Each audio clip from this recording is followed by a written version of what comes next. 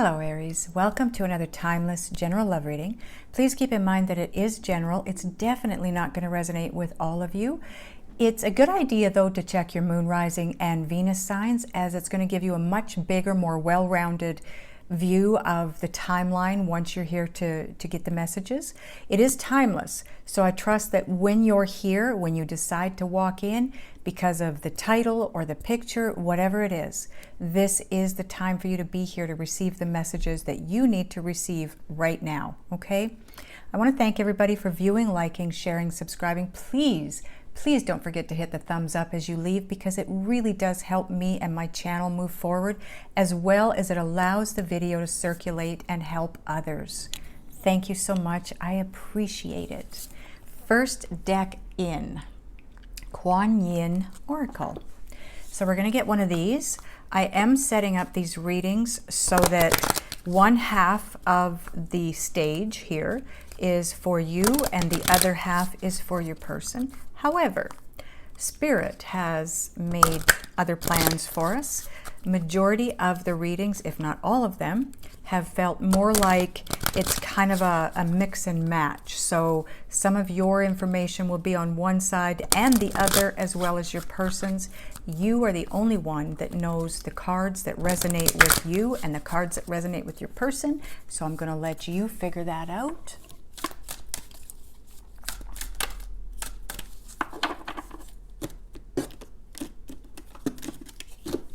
And your card out is, ooh, nice, Weave the Future Golden.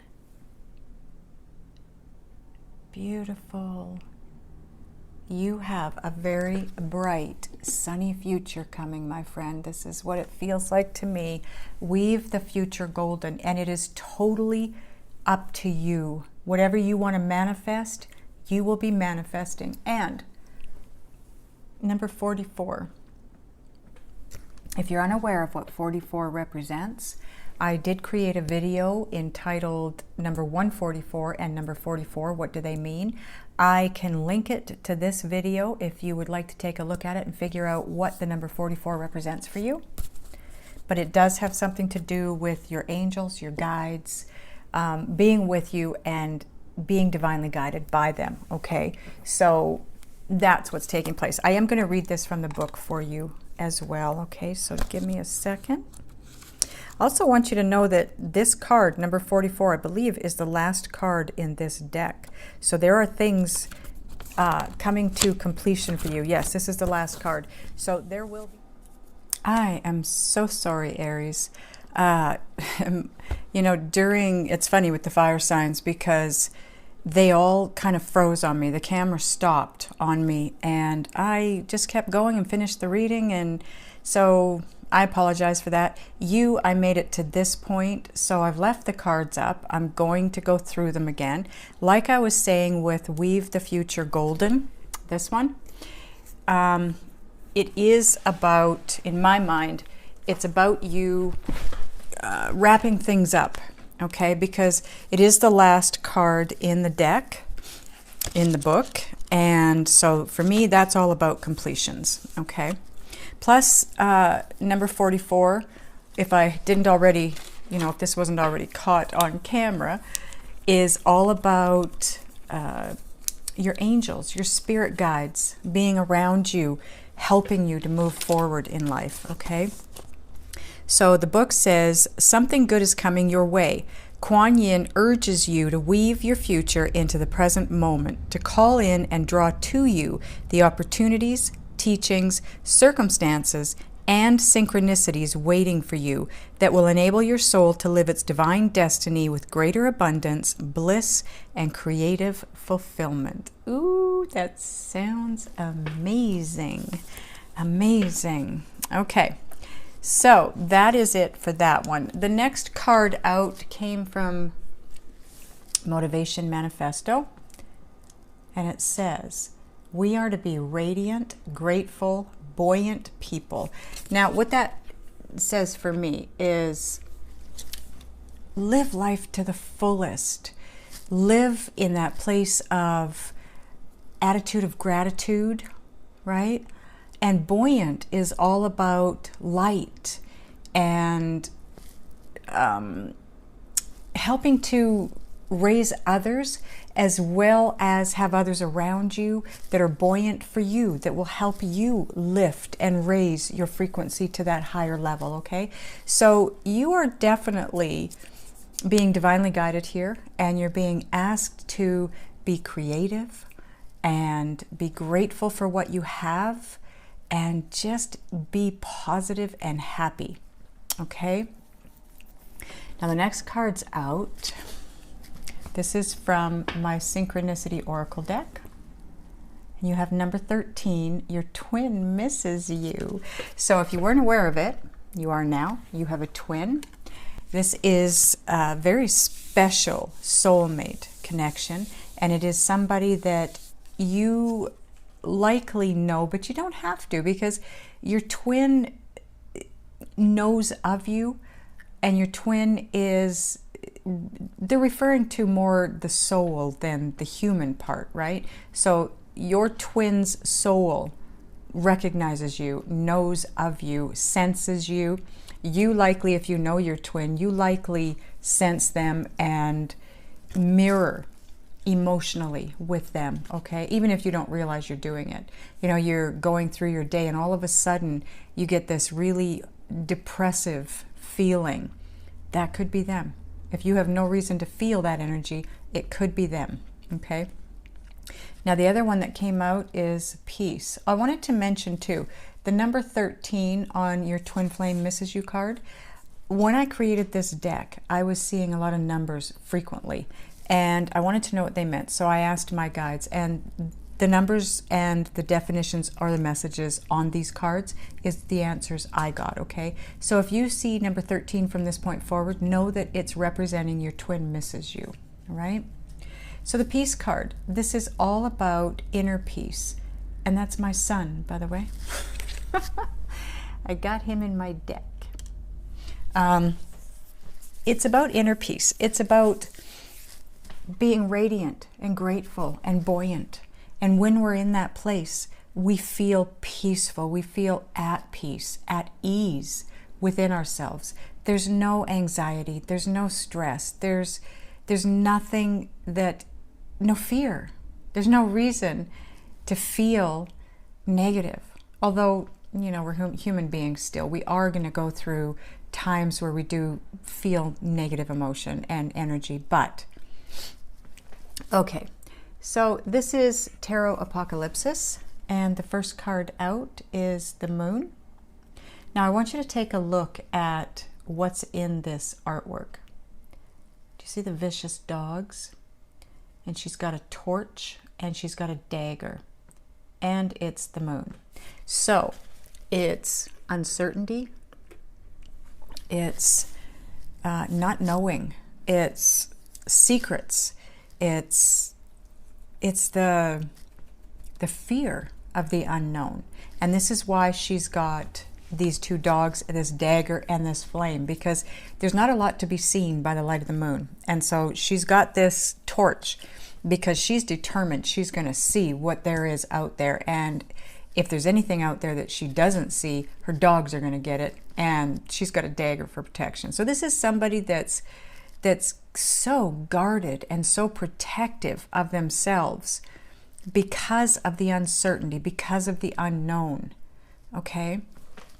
But it's really not necessary, because they're just only moving toward their twin flame. Because the Lover's card for me represents Gemini, and Gemini is the twins in the zodiac. So the Lover's card is my twin flame card, and my guides know that, and I'm trying to avoid the word twin flame, and I'm having a really hard time during these readings because I'll tell you, it keeps coming up.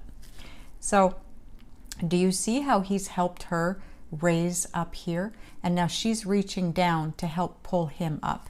And this is what's going to happen. The uncertainty and the not knowing, the unknown, that is going to be your person, your soulmate is going to come in and help you move through that. And you are going to help them move through any uncertainty and unknown situations, okay? So again, I don't know where I made it to as far as the reading goes, but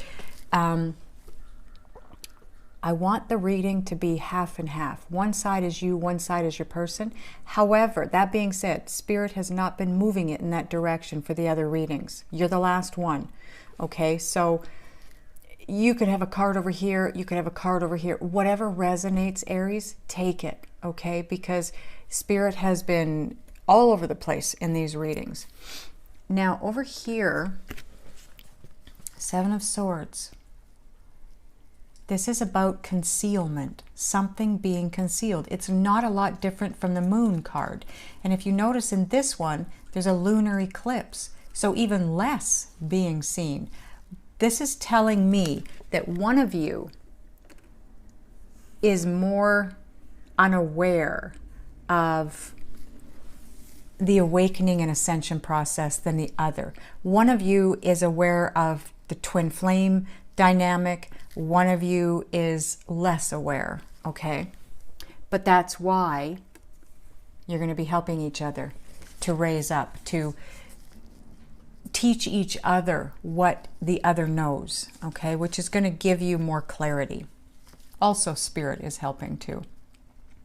So the person that is less aware of the situation is also the person that's got a lot of baggage to let go of. This is somebody who's being drained by baggage. Just put the weight down. Let it go. Release it. Just release it. Whoever this is, they just need to release that burden, whatever the burden is. Okay, I guess we've done that card. Because what it's doing is it's holding them back. Whoever it is with all these burdens, it's holding them back. Okay? And I feel that those burdens are there because this person is going through the awakening and ascension process, raising their consciousness to that higher level, but they're unaware of what's going on.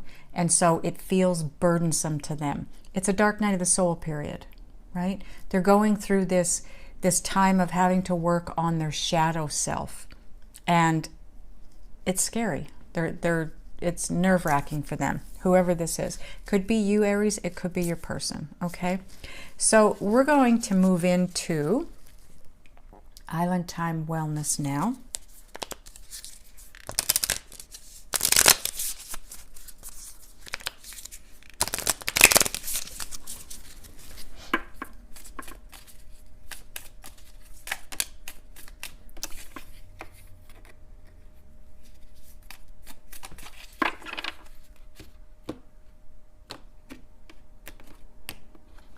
Okay, so the first card out is the snake.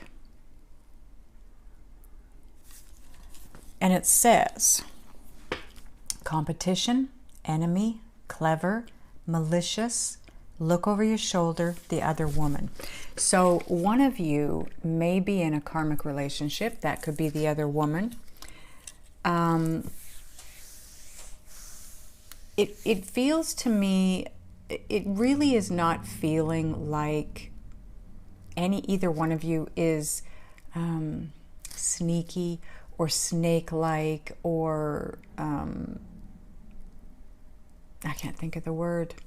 But it could be nothing more than one of you is letting go of a karmic situation, and that is not going well. And this person is someone to watch out for, okay? They're not willing to let go so easy. Or it could just be someone is waking up, or someone has been awakened, and that would be the clever, right? Because it really doesn't feel to me like any sneaky, conniving type energy, okay? We'll get more information as we go, I'm sure. Cassette. Outdated thinking, conditioning, replaying events over in your head. So what I'm getting with that, the message I'm getting with that very strongly is whoever that's for, they're overthinking things. And that goes with the moon card here, because this person in the moon card, they're overdoing it. It's, you know, you don't need the 2 vicious dogs for protection. You don't need the dagger, and you certainly don't need a torch, because all is going to be brought to you. The enlightenment is going to be brought to you. Do you notice in the Lovers card, she's moved up into this, well, that's the moon right there. She's up where the moon is. He's down where the sun is. So she's up here and he's enlightened. So he's helping her to raise up, but she's still in the unknown. She's still not seeing what she needs to see, but he's helping her. And that's exactly what's going to happen to the person that is less aware of what's going on, right? And I feel like that's more than anything what the snake is all about. It's that clever thing. It's that knowing, right?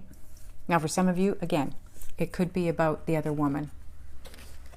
But that's not strong for me, okay? But this person would be overthinking, overdoing, overkill. The next card out is separation. Yeah. Sadness, missing you, thinking about you, yearning, unsure of future. Yep.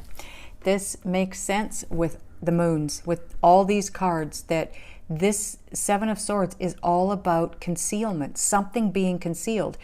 But what's being concealed is being concealed by spirit. Both of you.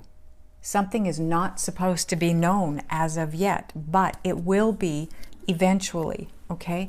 When the time is right, spirit is going to clear things up for you. But it's all about your growth. It's all about evolving, okay? But again, like this card says, they miss you. You're in separation.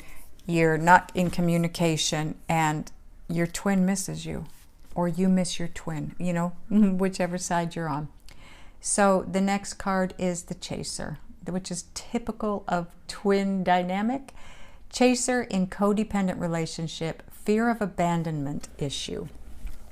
So one of you or both of you have abandonment issues. And that's one of the things that is maybe needing to be worked on before the clarity can come in, before you will be awake enough or aware enough to understand just exactly what it is that's going on here, okay? Now, I want to get, just checking the camera, I want to get a rune for you before we close out here. Okay. There it is. And it's called, the name of this rune is Isa. Isa. The rune names are so weird, some of them. Now that one, the meaning of that one is ice. So because it's ice, part of its meaning is frozen in time, okay? Concentration, non-action, psychological blocks. Absolutely. This is part of that outdated thinking and conditioning and replaying things over and over and over. And this overthinking, overdoing, right? That's what that's all about. And you're at a standstill. Like I said, both of you feel to me like you're at a standstill. And it's exactly where Spirit wants you to be. This is where you're supposed to be. For now, it's a place of non-action. Working on you, action, but non-action as far as coming together just yet. Non-action as far as seeing exactly what it is that's going on, what it is that you need to see in order to move forward. That's why the two of you both have the moon. You're both in darkness. Maybe you're both going through a dark night of the soul period. Maybe you're both working on shadow sides, okay? One of you is a chaser. So the other one's got to be a runner, and that is codependent. You have to let go of the codependency and the fear of abandonment issues, or fear of abandonment, which is an issue, okay? It is something that needs to be worked on. So Aries, if you know you have abandonment issues or a fear of abandonment, work on that. Try to figure out where that stems from and then release it. Just let it go. Know that it's not real. It's just something from your past, likely from your childhood, that you maybe don't even know, or you're not aware that it's still in you. Think back to your childhood. Think back to past relationships where you constantly were being left behind somehow. And then let it go. Because when you come together with your twin, that's not going to be an issue. If the two of you are in a place where you need to be, you've worked through your shadow sides, you don't have to worry about abandonment. Your twin is your twin forever.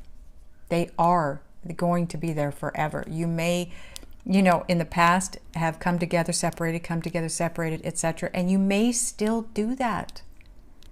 It's going to happen until you're not completely, you're still going to work, you're still going to work on things together to some degree, but fear of abandonment, that Spirit wants you to work on that.